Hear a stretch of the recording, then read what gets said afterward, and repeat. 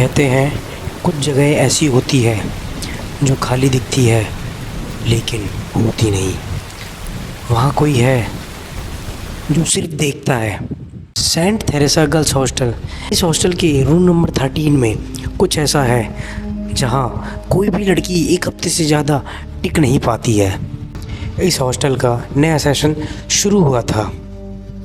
दिल्ली से आई medical student सना, उसको इस हॉस्टल का रूम नंबर 13 मिलता है। बाकी की लड़कियां डर के मारे कहती है कि उस रूम को मत लो, वहाँ कुछ है। सना हंसते हुए कहती है भूत प्रेत जैसी चीज़ें मैं नहीं मानती। बाकी सब ठीक चल रहा था। पहली रात नॉर्मल थी, लेकिन दूसरी रात के करीब 2 बजे सना को महसूस होता है जैसे कोई उसके कमरे में बहुत तेज़ी से सांस ले रहा हो, मानो सना की सांस लेने की नकल कर रहा हो। सना घबरा गई। सना उठी। सना ने टॉर्च जलाई।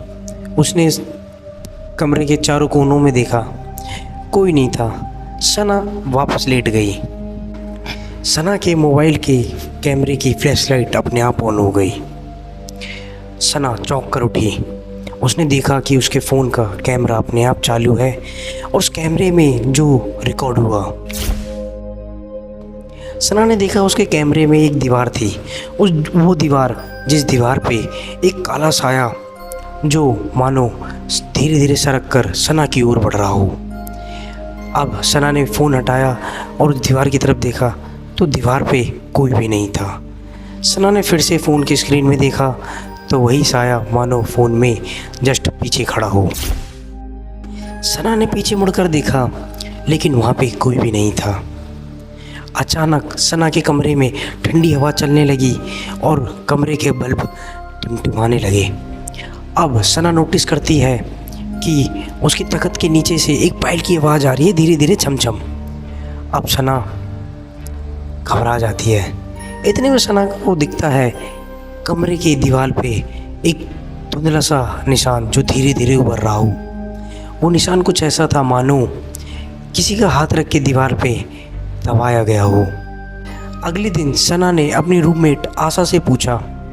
आशा ने रीना को बताया कि उस कमरे में पहले रीना रहती थी, जो आधी रात किसी से बातें करती थी। एक दिन उसने अपने आप को फांसी लगा ली और रीना ने आखिरी रात मरते हुए ये बताया कि वो किसी न किसी को अपने जैसा ज़रूर बनाएगी।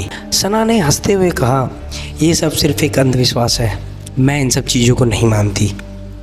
आशा ने बोला चलो ठीक है, लेकिन आशा ने सना को एक वार्निंग दी। वो वार्निंग ये थी, आशा ने सना को बोला कि चलो ठीक है, अब से कोई भी रात में तुम्हारे को अगर आवाज़ दे, तुम्हारा नाम पुकारे, तो प्लीज़ उसका रिस्पॉन्स मत देना। उसी रात धीमी सी फुसफुसाहट सना के कमरे में आई। सना, उसने सना का नाम पुकारा। सना जगी और उसने देखा कमरे में पड़े शीशे पे धुंधले से में लिखा हुआ कि अब तू मेरी है। अब दिन में भी सना के साथ कुछ अजीब घटनाएं घटने लगी, जैसे बाथरूम में नल अपने आप चालू हो जाना, बुक्स के पन्ने अपने आप पलटना और कमरे की लाइट टिमटिमाना। सना ने इन सब चीज़ों को रिकॉर्ड करना चाहा। उसने उस रात अपने कैमरे को चालू किया और उसकी रिकॉर्डिंग ऑन करके छोड़ दिया। अगली सुबह जब वो उठती है तो उस वीडियो में देखती है कि वो खुद सोते सोते उठती है, आईने के सामने जाती है और मुस्कुराती है। लेकिन जब वो वीडियो देख रही थी तो वो शांत थी, लेकिन उसके पीछे एक परछाई थी जो उसकी हलचल से बिल्कुल अलग थी। इन सभी चीज़ों को नोटिस करते हुए सना ने डर के मारे उस हॉस्टल को छोड़ने का फ़ैसला किया। अगले दिन जब सना ने अपनी पैकिंग की, वो हॉस्टल छोड़ने निकली। अचानक हॉस्टल की लाइट चली जाती है। कॉरिडोर में सारी लड़कियां उथल पुथल करके चिल्ला रही होती है, हम बाहर कैसे निकले। सना अपने पास रखे हुए टॉर्च को जलाती है और वो देखती है अचानक उसके सामने वही रूम नंबर 13 आ जाता है, जिसका दरवाज़ा अपने आप खुल जाता है। और सना देखती है कि उसके कमरे में उस तख्त पे बैठी एक लड़की, जिसके गीले लंबे बाल, अजीब सी बदबू, चेहरा झुका हुआ। वो कमरे के अंदर जाती है और वो उस लड़की से पूछती है कि तुम कौन हो। और वो लड़की रिप्लाई में कहती है कि क्या तुम ही सना हो। आईने में अब दो सना थी, एक जो मुस्कुरा रही थी और एक जो पीछे खड़ी कांप रही थी। अचानक आईने के पीछे से आवाज़ आती है कि मैंने कहा था ना, इस कमरे में रहने वाली लड़की कभी अकेली नहीं रह सकती। अगली सुबह जब उस कमरे का दरवाज़ा खोला गया तो कमरा पूरा खाली था, कोई भी कमरे में नहीं था और उस आईने पे लिखा हुआ था, अब वो मेरा हिस्सा है। कुछ दिन बाद उस हॉस्टल में फिर से एक और नई लड़की आई और उसे भी वही रूम नंबर 13 दिया गया और उसने भी आधी रात को वही फुसफुसाहट सुनी, नाम क्या है तुम्हारा।